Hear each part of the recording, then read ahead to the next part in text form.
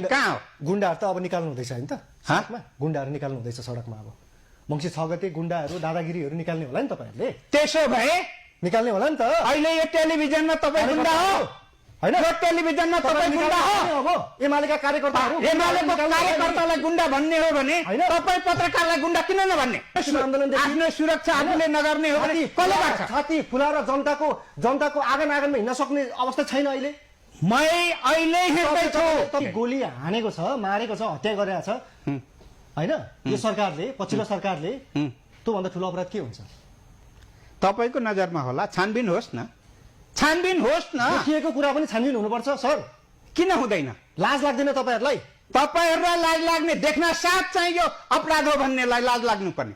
लाज शरम ढाक्न खोजे लाज शरम होइन। सडकमा र्याली अहिले 70 वटा जिल्ला भन्दा बढी भाडामा किनेका कार्यकर्तालाई सडकमा उतारेर लाज छोपिन्छ तपाईले भाडामा पठाइदिएको हो, तपाईले पैसा लिएर पठाइदिएको हो।